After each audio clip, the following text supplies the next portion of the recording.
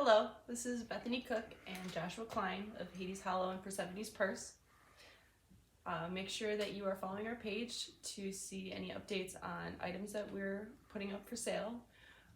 We have a lot of new things to show you and an especially new line of items for Valentine's Day in February. Making shit to whack your ass with.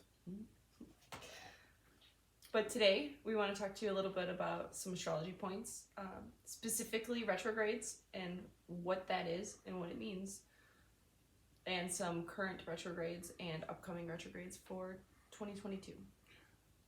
Anytime you see crap about Mercury retrograde, which I know you've all seen, Mercury is a planet. There are more of them. And they all retrograde. They do. And so Beth is going to lead us in a conversation about what a retrograde is. We'll start there. Bethany, what is a retrograde? So a retrograde has to do with the orbit around the sun. So from our vantage point on Earth, the way that the other planets orbit around the sun, what we see, it looks like sometimes the planets are moving backwards from the Earth's vantage point, because other planets' orbits are not perfectly circular and we are on a planet that is also orbiting the sun. So from our perspective on Earth, sometimes it looks like the planets are moving backwards. That is what a retrograde is the backwards movement of the planet through the zodiac, even though it's not really moving backwards, but for us, it looks like it's moving backwards. Kind of reminds me of life.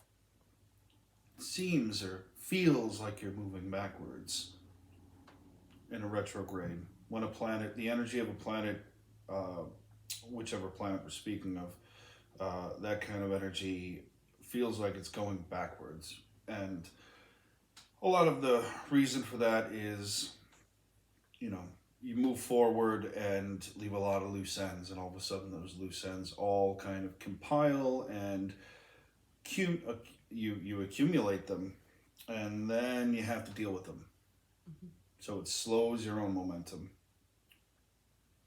Back to you, Beth. Exactly. So when a retrograde happens, the way it would affect us as people on Earth and the experience we would have is exactly that, is that it's a moment within that energy of the planet to look back.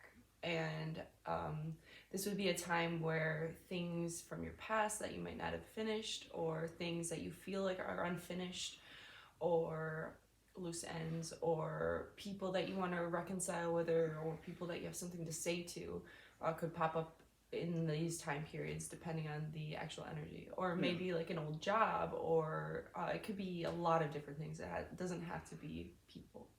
Well, people can even pop up in your dreams, people from your past. But you know what? Let's talk about Venus. There's too much Mercury. Beth has some big Venus energy, so why don't you whip it out for us? So Venus actually started retrograding on December 19th in Capricorn. So Venus in Capricorn is already going to be focusing on work, or finances, or structure, or like the foundation of a community or family. So it could also be very, very familial as well. And the retrograde started on the 19th, and it will end on January 29th. So it will be in Capricorn for quite a while. So tell us a little bit more about Venus in Capricorn, if you could. I think you should. He natally has Venus in Capricorn. I do. So I like to relate to people through work, through building stuff.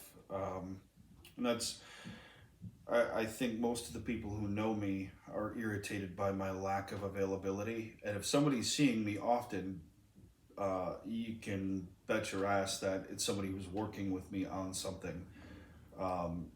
Venus has to do with not just romantic relationships, but how you relate with other people, how you relate to them, that kind of interplay. So mine being in Capricorn being a sign of mobility and work and pursuit, you can put two and two together. And anybody who knows me who sees this, I'm sure you're shaking your head as hard as you can, because if you wanna see me, you wanna get a hold of me, have a project with me. I don't hang out. I work hang out. Also, Venus has to do with how you make money. It's not just relationships and relating to people. It also has to do with your abundance and your law of attraction. So it does fit with the Capricorn as well. Yep. And Jupiter's a major player right now. Something should be said about that. Yeah. First, though, there is one more thing about this this current retrograde that I wanted to touch base on, is that Pluto is also in Capricorn right now. Pluto has been in Capricorn for quite a while and will be in Capricorn throughout all of next year. Pluto's very slow moving, so it's been in Capricorn for quite a while. It's a generational planet, but it makes contact with Venus 3 times because of this retrograde, because Venus will retrograde through, hit it once, or go straight through, hit it once, go back, hit it once, and then come back and hit it 3 times. Pluto's gonna hit that Venus 3 times? Yeah, didn't have enough, I guess. So it was conjunct on December 13th. That was the first one. The second one was on Christmas Day, December 25th. And then the final one will be March 3rd. So it's going to be quite a little whiles out. Let me see if I can wax philosophical for a second and keep it under like 30 seconds. If I do, it'll be a first.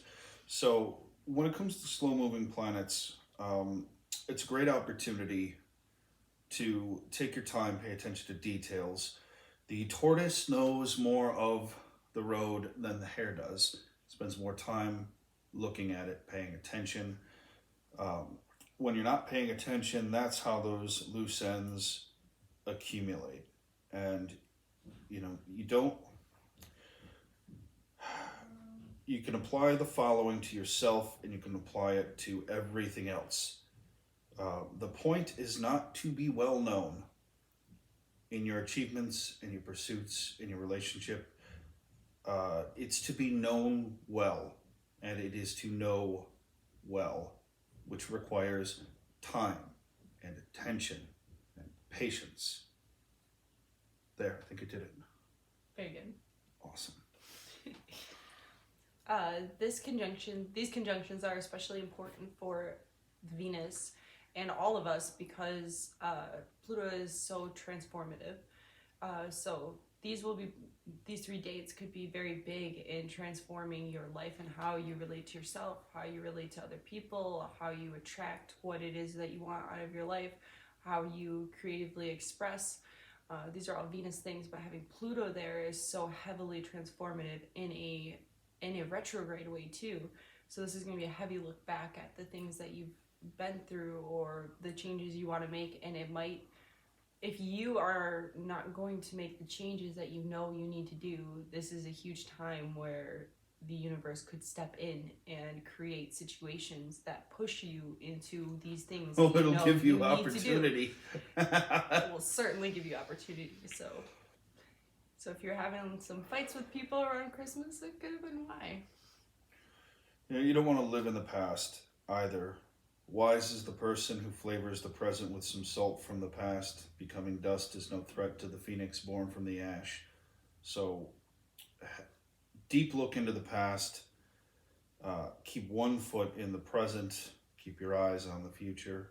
Something, or at least a toehold on the future. If you do the present well, the future will unfold as it should.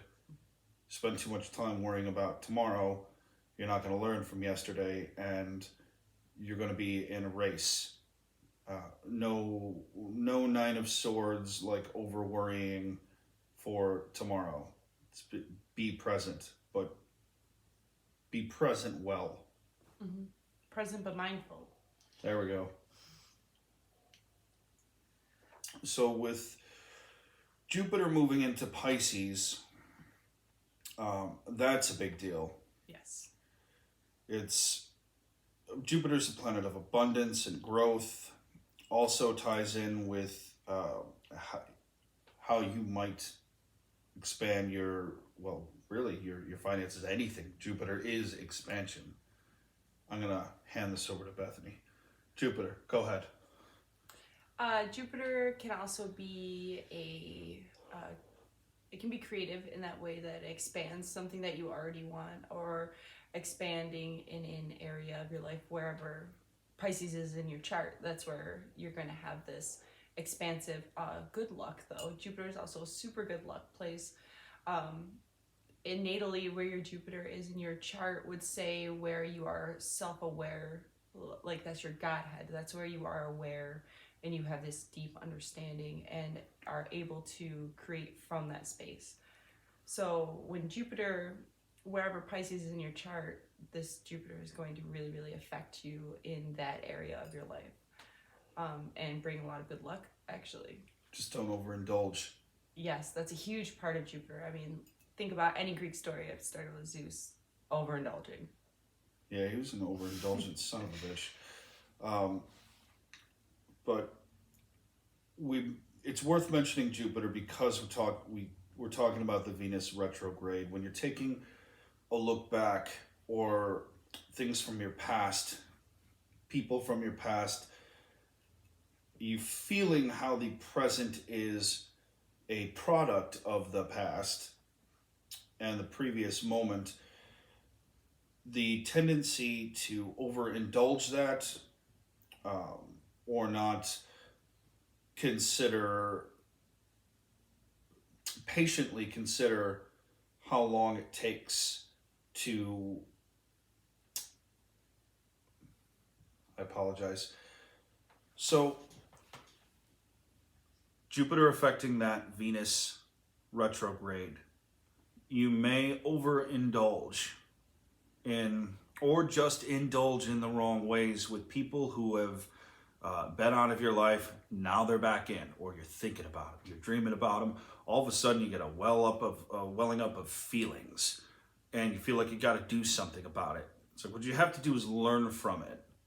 And Jupiter is going to put such a heavy, it's going to have such a heavy effect on the retrograding Venus that it's going to could make you feel like things are not good, or that things should be better, or it could put you into a feeling like you're not growing fast enough, you don't have what you need, and you might start cycling through all the reasons why, and then all of a sudden there are people coming back into your life, there are old thoughts coming back, and there's details and pieces and parts that are coming back in that you weren't paying attention to along the way. You could get flooded. And Jupiter is more likely to open the floodgate. It's a planet of expansion, bigger. So it's a time to take care of your relationships.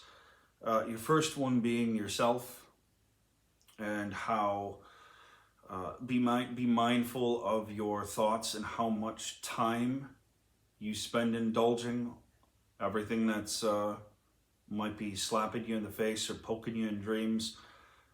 Balance. Maintain a sense of balance, and don't freak out just because things may not feel good. You have to be patient. It's a time to carefully re-examine some things, and instead of feeling like you're not in the relationship you want to be in, or you're not hitting the goal you want to hit in the way you want to hit it, instead of a failing mentality, it might be better to take these feelings and recommit to what's important, recommit to the goal. Just think of it as renewal. Sorry, there had to be at least one tangent. That's okay. I think another way that you can look at this Jupiter placement that could help bring balance, or another way of viewing it, is that Jupiter is in Pisces, and Pisces is the future seer of the zodiac. It is the one that is looking into the future. Pisces is the fortune teller of the zodiac because it has its eyes firmly on the future. So if your Jupiter is looking into the future, but your Venus is looking into the past, this could create, a tension, because maybe there's things in your past you want to change, or things in your past that you're not sure should be in your future, or should they be in your future. It's this push and pull, but tension is good. That's intense. Go ahead. It's like that camping movie. Anyway, it gives you like a good balance. So if you think about it like that, try to think of the future and what you're creating in your future while you're having this look back in your past. Try to really see what you want to expand on in your future, and make sure you're putting your energy there. And it will happen, especially with this placement. It's very, very good luck placement for any future endeavor that you're trying to put out there. And again, it's going to change depending on where Pisces is in your chart. That really matters. Yes, indeed. So, I don't know. I think that about wraps it up. How do you feel? I think that's pretty good. I did want to talk about a couple other retrogrades real quick for that upcoming year, just so you know, just for like an idea, since we're talking about retrogrades. Like currently, Uranus is also retrograding until the 18th of January. This might be a little bit information overkill, but for people who are a little more in depth into astrology, it might help. I wanted to do some of these astrology talks so that we could start somewhere low, somewhere small, for people who are not more studied in astrology, like what a retrograde is and what it means, and then kind of build from there so we can talk about some more complex things. So I just want to throw some dates out there for people who do understand it a little more, who are more studied into it. Uranus is retrograding in Taurus until the 18th of next month, so that will be done soon. Uranus is very revolutionary, so it going direct is probably going to bring some change and bring some Evolution, yeah, restructuring. Evolutionary. For sure. And then Saturn will be retrograding January 4th all the way until October 23rd, because Saturn is also very slow moving. Saturn is in Aquarius. We've talked about Saturn before, but I just want to throw that out there too. Yeah, we'll come back to that old son of a bitch. I mean, that beautiful platform upon which you build the structure of your best life. Right. But yeah, I think that's it for today. All right. Take care, guys. Check out our new stuff coming up. Oh, I got the button.